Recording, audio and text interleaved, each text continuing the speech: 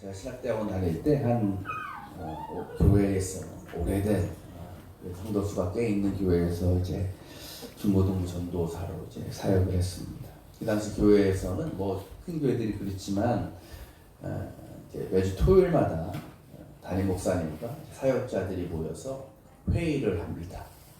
근데 그 회의에 가장 중요한 일이 뭐냐면 각 부서가 있지 않겠어요? 유초등부, 뭐 중고등부, 청년부 이렇게 있지 않겠습니까? 각 부서 사역자들이 담임 목사님에게 그 전주에 얼마나 아이들이 나왔는지 출석 현황을 보고하는 일이었어요. 이 일이 그 사역자들, 각 사역자들에게 굉장히 큰 의미가 있었습니다. 왜냐하면 그 전주의 출석 상황에 따라서 그 회의 시간이 천국이 될 수도 있고 또 지옥이 될 수도 있었기 때문입니다. 누가 그 회의 시간이 천국이겠어요? 전주에 많이 온 부서들. 이런 부서 사역자들, 전도사들은 회의 들어올 때부터 딱 알아요. 표정이 밝아요. 빨리 회의했으면 좋겠다. 그런 마음으로 나옵니다.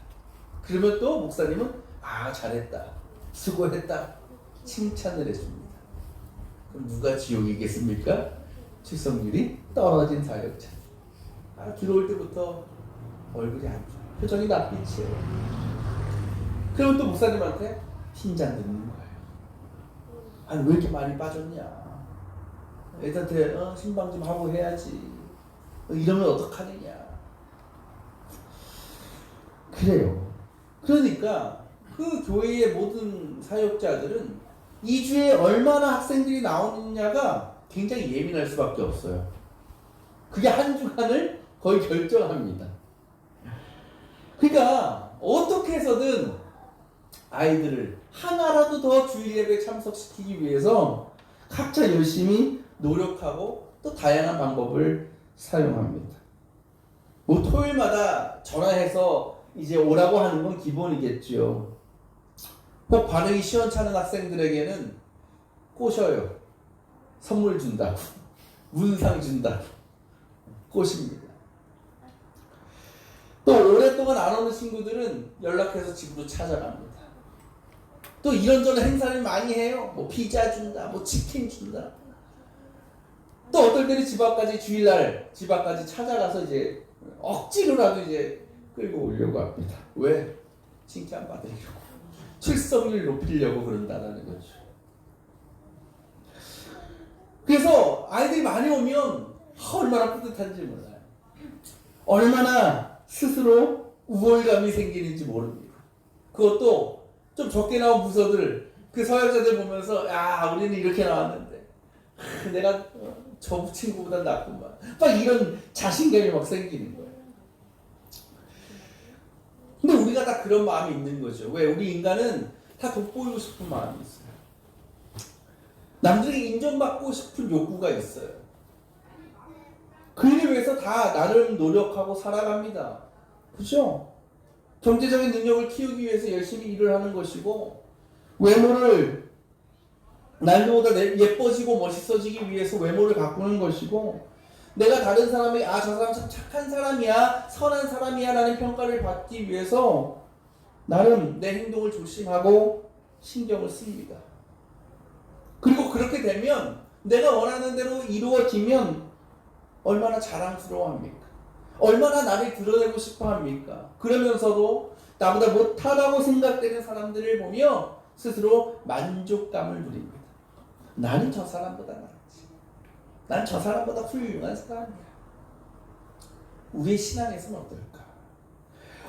오늘 말씀 보면요, 한 바리새인이 예루살렘 성전에 들어갑니다. 왜 갔다고 합니까? 기도하기 위해서 갔다고 그래요. 근데 11절 말씀 보면 이 바리새인이 하나님 앞에 이렇게 기도합니다. 하나님 감사합니다. 나는 남의 것을 빼앗는 자나 불의한 자나 가늠한 자와 같은 다른 사람들과 같지 않습니다. 여러분 아시다시피 이 바리새인들은 율법주의자들입니다. 율법을 목숨처럼 지키던 사람들이에요. 그리고 율법에는 이 사람이 말한 것처럼 남의 것을 빼앗는 것, 불의를 행하는 것, 간음을 행하는 일에 대해서 죄라고 당연히 규정하고 있습니다. 이 바리새인은 율법에서 하지 말라는 그 모든 조항을 열심히 지키며 살았던 사람입니다. 그런데 율법을 보면 뭐뭐뭐 하지 말라라고 하는 금지 조항도 있지만 뭐뭐뭐를 꼭 해야 된다라는 이행 조항도 있어요. 대표적인 두 가지가 무엇이냐? 하나는 금식이고 하나는 11조입니다. 유대인 명절 중에 가장 큰 명절이라고 하면 욤 키푸르라고 부르는 대속죄의 일입니다. 지금도 지키고 있지요. 그래서 이날이 되면 유대인들은요, 해 질 때부터 다음날 해가 질 때까지 24시간을 물 한 모금도 안 먹고 온전히 금식을 합니다. 율법이 그렇게 정해져 있거든요. 욤 키푸르 대속죄일 날은 하루 동안 금식해야 된다. 그래서 유대인들이 그 금식의 규례를 지금도 지키며 살아갑니다. 또 11조에 대해서는 어떨까요? 율법을 보면 이 11조에 대한 규정이 있습니다. 근데 그 규정이 어떻게 되어 있냐면 11조를 바쳐야 될 항목들을 규정하고 있어요. 이런 것들은 반드시 10의 1을 바쳐야 된다. 그것도 열심히 지켰습니다. 이 바리새인도 마찬가지였을 거예요. 그런데 오늘 그의 말을 보면 그가 지킨 그 율법의 행위가 원래의 기준을 훨씬 넘어서는 것을 우리는 알 수 있습니다. 그가 뭐라고 얘기하냐면 나는 일주일에 2번씩 금식한다 그래요. 그러면서 또 뭐라고 얘기하냐? 나는 모든 소득의 11조를 바친다라고 그가 얘기합니다. 이 사람은 대속죄 일에 해야 되는 그 금식을 그 날도 물론 하지만 언제 한다고요? 일주일에 2번씩 꼬박꼬박 하고 있는 거예요. 또 11조 모든 것에 11조를 드린다라는 것이 어떤 의미겠어요? 율법에서 규정하지 않은 항목에도 규정하지 않은 내용에도 나는 11조를 드린다라는 거예요. 그러니까 이 사람 분명히 남들보다 훨씬 더 많이 금식하고 훨씬 더 많이 11조를 드리는 사람이었던 것은 분명합니다. 여러분 이 바리새인의 삶을 보면 어떤 생각이 드십니까? 대단한 믿음 아닙니까? 누가 봐도 의로운 사람이 아닙니까? 그렇지 않고서 어떻게 이런 규례를 이렇게 철저하게 지킬 수 있겠습니까? 그래요. 이 사람은요 신앙적으로 보면 흠잡을 데 없어요. 더구나 윤리적으로 도덕적으로 봐도 너무나 훌륭한 사람입니다. 그런데 그와 더불어 곁에서 함께 기도하고 있던 또 한 사람이 등장합니다. 성경은 그를 누구라고 합니까? 세리라고 하죠. 여러분 아시지만 세리는 어떤 사람이에요? 로마의 비호를 받으면서 유대인들에게 강제로 세금을 걷어들이고 그것으로 자신의 재산을 형성하던 사람이에요. 이 또한 유대인입니다. 그러니까 그런 세리들이 평소에 유대인들에게 어떠한 대접을 받겠어요? 멸시받을 수밖에 없어요. 비난받을 수밖에 없는 거예요. 왜? 저 동족의 피를 빨아먹는, 동족의 등에 칼을 꽂는 배신자, 이런 취급을 받던 사람들이 세리였어요. 그러니까 유대인들은 세리들을 멸시할 수밖에 없는 거예요. 근데 여러분 당시 예루살렘 성전은요 그 안에 아무나 들어가지 못합니다. 각자의 지위, 출신, 또 성별에 따라서 머물 수 있는, 거할 수 있는 공간이 정해져 있었어요. 그러니까 어렵게가 들어있는 성소와 지성소를 기준으로 해서 그곳과 가장 가까운 곳에 보통 뜰이라고 부르는데 제사장의 뜰이라고 있었습니다. 이곳은 제사장만 들어갈 수 있는 거예요. 성소, 지성소와 가장 가까운. 왜? 거기는 그들이 생각할 때 하나님과 가장 가까운 장소이기 때문에. 그리고 제사장의 뜰 너머에 어떤 뜰이 있느냐? 유대인의 뜰이라는 뜰이 있습니다. 여기 누가 들어가겠어요? 유대인 중에서도 남자만 들어갈 수 있는 거예요. 우리 교회를 예를 들면 이 강단이 성소, 지성소가 있다고 합시다. 언약궤가 있어요. 그럼 지금 여러분이 있는 정도가 제사장의 뜰이에요. 그 유대인의 뜰은 어디냐? 저 중문 넘어서 복도 정도가 이제 유대인의 뜰 정도의 위치가 되는 겁니다. 그러면 오늘 말씀의 바리새인하고 이 세리는 둘 다 어디에 있었겠습니까? 유대인의 뜰에 있었을 겁니다. 둘 다 유대인이었기 때문에.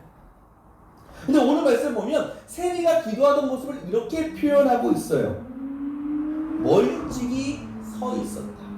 멀찍이 서 있었다. 여러분, 우리가 공연 같은 걸 보러 가거나 무슨 야구나 이런 걸 보러 가면 구역별로 티켓 가격이 다 다르지요.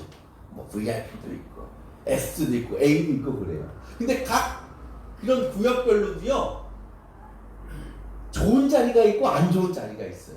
똑같은 돈을 내고 똑같은 등급이지만 그 자리에서도 상석이 있고 안 데가 있다라는 거죠. 어디가 상석이겠어요? 거기서 그래도 가장 앞에, 그죠? 그래서 거기가 제일 빨리 팔립니다. 조금이라도 앞에서 보기 위해서. 근데 생각해보면 교회는 좀 다른 것 같아요. 여러분, 교회에서 상석이 어딜까요?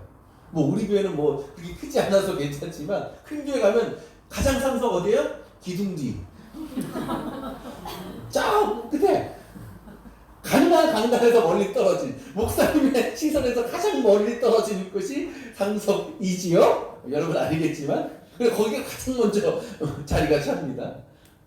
우리 교인들 이제 많이 앞뒤 강단이나 오시면 이제 앞부터 안 채워지지만 그렇지 않은 교인들이 참 많아요. 이 유대인의 뜰도 마찬가지죠. 유대인의 뜰도요, 유대인들이 그 뜰에 들어가면 가능한 어디에 자리하고 싶었겠어요?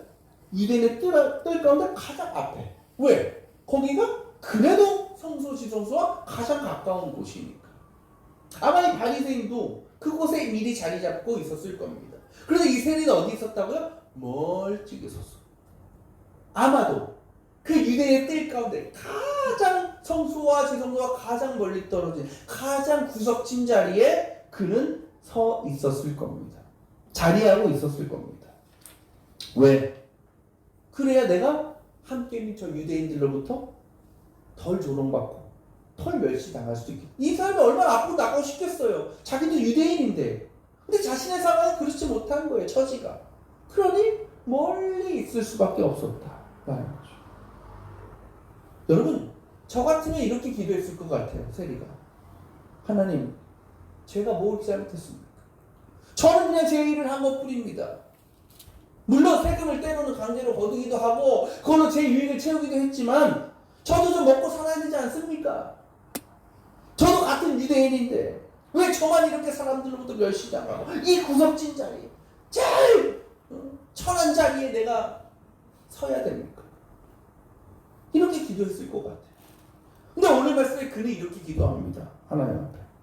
하나님, 이 죄인에게 자비를 베풀어 주십시오.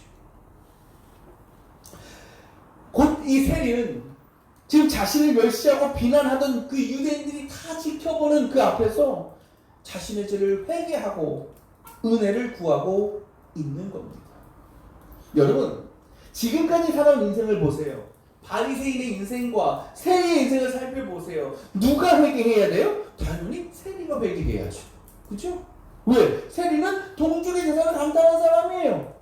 배신자예요. 그러나 바리새인은 어때요? 늘 율법을 지키던 사람이에요. 철저하게 하나님 말씀에 순종한 사람입니다. 그럼 누가 봐도 바리새인은 의로운 사람이고 세리는 불의한 사람이에요. 그런데 여러분, 오늘 말씀 보면 이 두 사람에 대한 주님의 평가는 너무나 다릅니다. 14절에 주님은 말씀하십니다.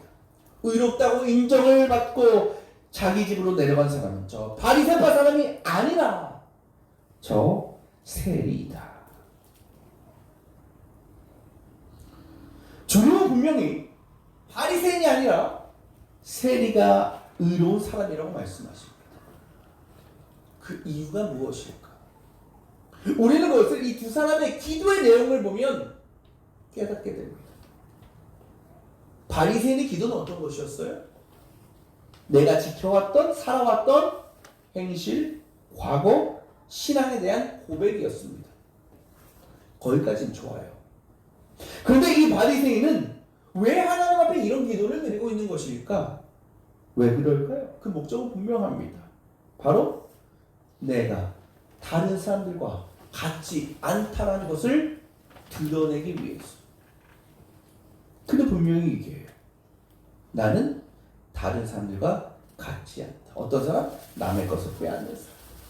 불의한 사람, 간음하는 사람과 나는 다릅니다 라고 그는 얘기하고 있습니다.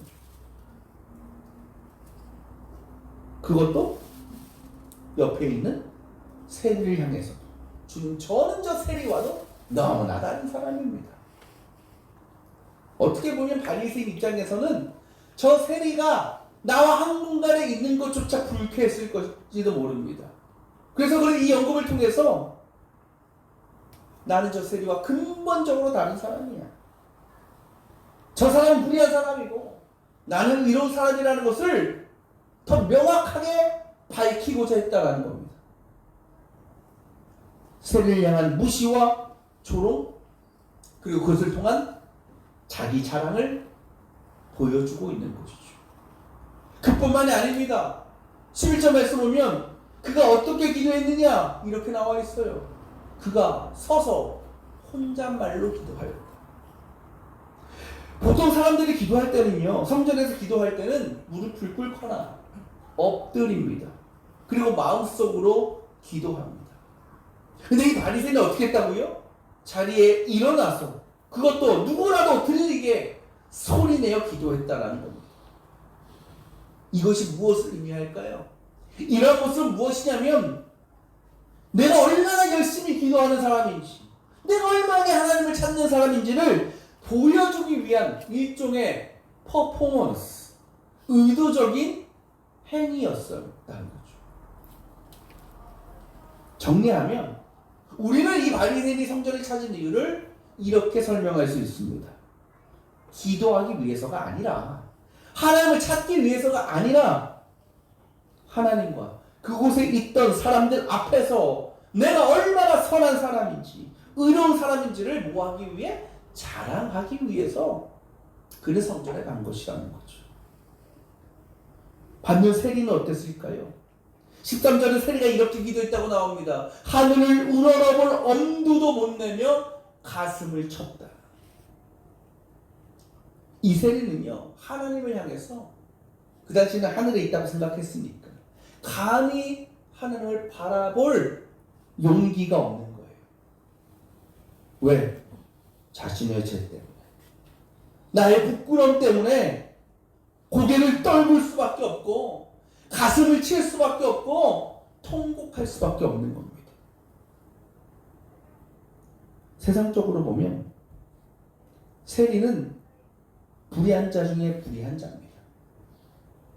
그가 하나님을 겸손함으로 회개하고 하나님의 은혜를 구하고 자신의 모든 죄를 고백했을 때 하나님은 그런 세리를 인정해 주셨고 의롭게 해주셨다라는 겁니다.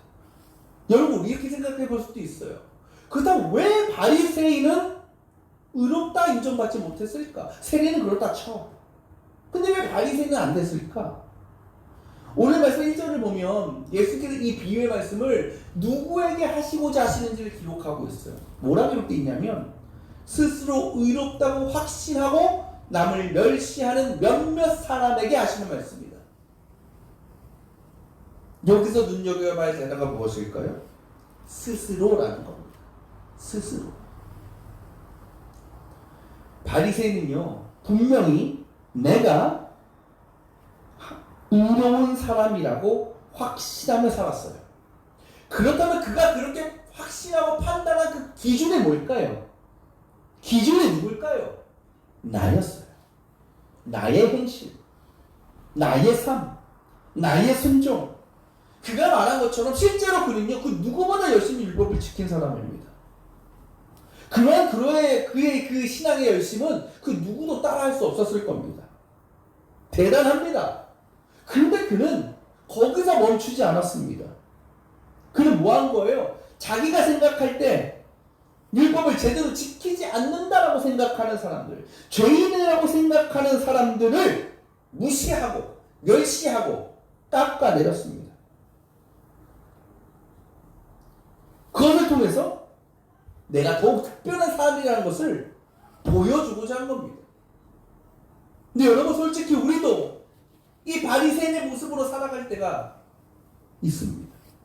우리 하나님의 말씀을 따르고 순종하고 열심히 헌신하고 섬기며 살아가는데 그것을 가끔은 좀 나를 드러내고 싶은, 나를 자랑하고 싶은 수단으로 그 일을 할 때가 있다라는 거죠.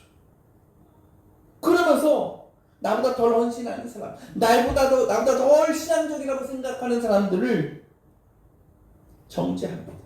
너는 왜 그렇게 신앙생활하냐? 너는 왜 더 섬기지 못하냐? 왜 나처럼 하지 못하느냐? 책망합니다.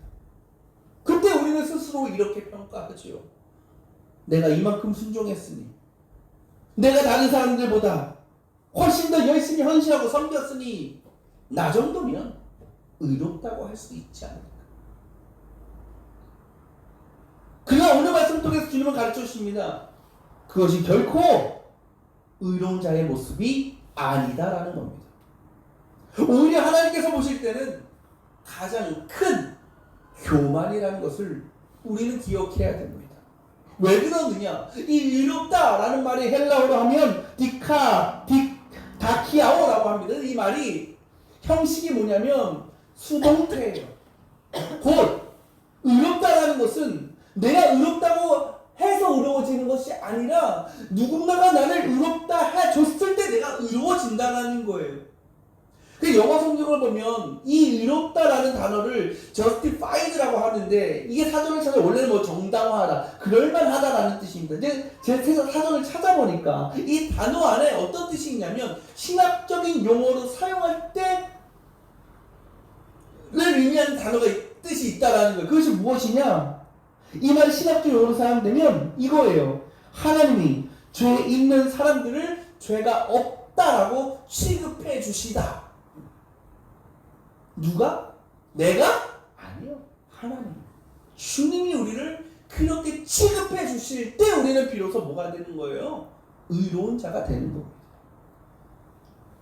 세리는요, 이걸 잘 알고 있었어요. 세리는 나의 능력, 나의 행위로 지금까지 나의 죄를 덮을 수 없어. 나는 구원에 이르지 못해. 라는 것을 깨달은 사람입니다. 그래서 내가 의롭게 되기 위해서, 내가 모든 죄의 문제로부터 자유하기 위해서, 구원 얻기 위해서, 그래서 이제는 세리가 아니라 하나님의 백성으로서 거듭나기 위해서 할 수 있는 일은 뭐밖에 없는 거예요? 회개밖에 없는 거예요. 하나님의 자비와 은혜를 구할 수밖에 없는 겁니다. 여러분, 이 일이 어떻게 가능했을까요? 그것은 이 세리는 하나님 옆에 서 있던 사람이었기 때문입니다. 지금 세리와 바리새인들은 똑같이 성전 안에 있습니다. 그러나 그들이 바라보고 추구하는 것은 너무나 달랐습니다. 그들의 시선은 서로 다른 곳을 향하고 있었습니다.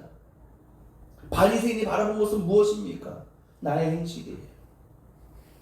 또 내가 죄인이라고 여기는 사람들이었어요. 그때 그에게는 저 사람들보다 뛰어나고 거룩하고 의로운 나의 순종, 나의 율법의 행위만 보이는 겁니다. 그것이 스스로를 의롭다고 생각하게 된 것이고, 그로 인해 나는 구원이 보장되었다, 나의 행위가 나를 구원하였다라고 착각하게 만든 것이라는 거죠. 하지만 세리는 성전 안에서 성전의 주인이신 하나님을 바라봤습니다. 그리고 하나님의 신실하심과 거룩하심 앞에서 자신의 인생을 돌아보게 됩니다. 그때 그에게 발견되는 건 오직 불의하고 추악한 자기 죄밖에 없었습니다. 그때 그는 하나님 앞에 엎드릴 수밖에 없는 겁니다. 고개를 떨군 채 가슴을 치며 통곡하며 하나님의 은혜를 구할 수밖에 없었던 겁니다. 그 겸손과 회개로 인해서 그는 하나님의 의롭다 하심을 받는, 하나님의 백성으로 거듭나는 은혜를 누리게 된 겁니다. 여러분, 우리가 아무리 열심히 순종해도, 아무리 열심히 헌신하고 정해진 신앙의 규칙들을 행하고 산다라고 해서 우리가 그것으로 내 자신을 스스로 의롭다 할 수 없는 것입니다. 그 모든 행위를 자랑하고 드러낼 수 없는 겁니다. 또한 그렇게 살아가지 못한다라고 생각하는 사람들을 보며 그들을 비난하거나 정죄할 수도 없습니다. 정말 내가 의로워지기를 원한다면, 내가 진짜 거듭난 존재가 되기를 원한다면 우리가 해야 될 일은 하나밖에 없습니다. 바로 주님 앞에 서는 것입니다. 예수님을 바라보는 겁니다. 내 자신도 아니고 다른 누군가도 아니고 오직 주님이 걸어가신, 주님이 보여주신 그 순종과 희생과 사랑의 삶으로 내 자신을 바라보는 겁니다. 그때 어느 누가 나의 선함과 거룩함과 신실함을 자랑할 수 있을까요? 어떻게 우리가 스스로 그래도 나는 의로운 사람이다 라고 확신할 수 있겠습니까? 그저 우리는 그 주님 앞에서 더럽고 부끄럽고 추악한 죄와 허물만을 발견할 수밖에 없습니다. 그런 우리는 오늘 말씀의 세리처럼 고개를 떨구고 가슴을 치며 이렇게 기도할 수밖에 없는 겁니다. 하나님, 이 죄인에게 자비를 베풀어 주십시오. 사랑하는 여러분, 오늘 말씀의 이 세리의 회개가 오늘 주 앞에 나온 저와 여러분들의 고백이 되기를 원합니다. 그동안 나의 겉모습, 나의 행위를 내세우며 내 자신을 드러내고 자랑하려 했던 그 교만함을 모두 내려놓을 수 있기를 바랍니다. 또 다른 사람들과 비교하며 누군가를 깎아내리고 무시하던 그 오만함을, 그 악한 마음을 비워낼 수 있기를 원합니다. 내 자신이 아닌, 다른 누구도 아닌 오직 주님만을 향하여 우리의 마음과 우리의 모든 시선을 두시기를 원합니다. 그때마다 우리 안에 발견된 그 연약한 삶의 모습을, 그 모든 죄와 허물들을 고백하고 회개할 수 있기를 원합니다. 그 일은 창피한 일이 아닙니다. 부끄러운 일이 아닙니다. 그것은 예수님의 의로움으로 나아가는, 진정으로 거듭난 하나님 나라의 백성으로 세워지는 은혜의 통로인 줄 믿습니다. 그렇게 내 스스로가 아니라 하나님께서 인정하시고 높여주시는 의로운 백성으로서 늘 주님 앞에 겸손함으로 맡겨진 믿음의 일들을 온전히 감당하며 풍성한 의의 열매, 순종의 열매를 거두며 살아갈 수 있는 우리 모두 성도들 다 되시길 주님의 이름으로 축원합니다.